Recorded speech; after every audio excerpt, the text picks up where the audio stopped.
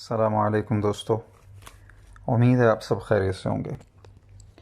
دوستو، جیسا کہ آپ سب جانتے ہیں کہ 11 اگست 2019 یعنی عید کے دن ناروے کی ایک مسجد جس کا نام النور اسلامک سینٹر ہے میں ایک شخص جس کا نام فلپ ہے اس نے اٹیک کرنے کی کوشش کی۔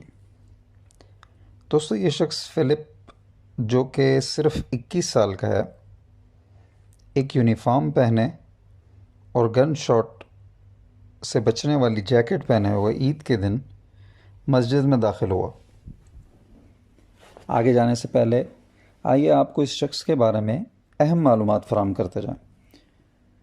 دوستو، اس شخص کا نام جیسا کہ میں نے بتایا فلپ ہے، اور اس نے اٹیک سے پہلے باقاعدہ فیس بک پہ بتایا کہ وہ یہ اٹیک کرنے والا ہے، اور جو آپ کو یاد ہوگا نیوزی لینڈ میں ایک وائٹ سپریمسٹ نے مسجد پہ حملہ کیا تھا ریسنٹلی اور کئی لوگوں کو شہید کر ڈالا تھا، اس سے یہ متاثر ہو کر رہا ہے۔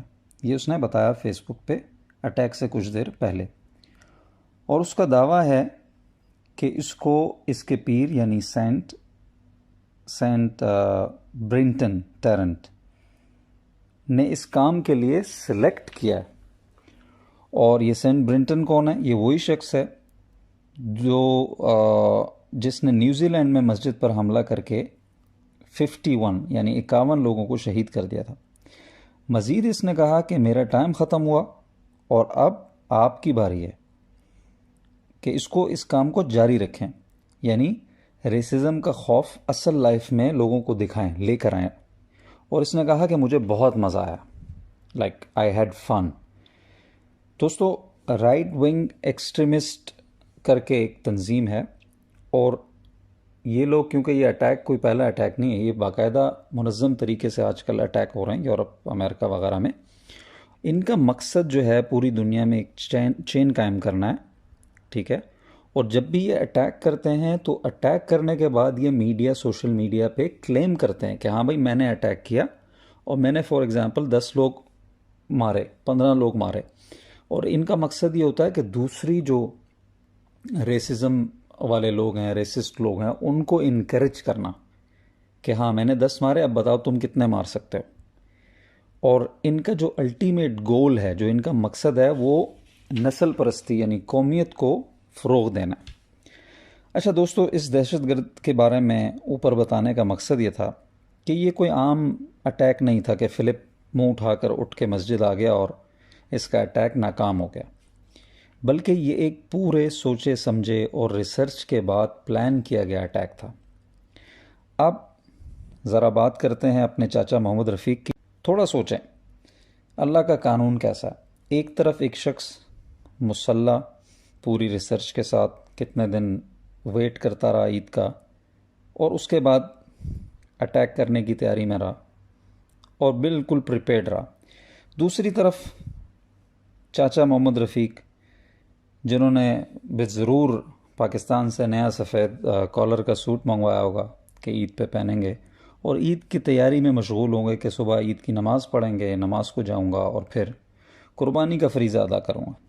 لیکن اللہ تعالیٰ کی کرنی دیکھیں، بنا کسی ہتھیار اور تیاری کے انہوں نے ایک دہشت گرد کا سارا پلان چوپٹ کر دیا، خاک میں ملا دیا۔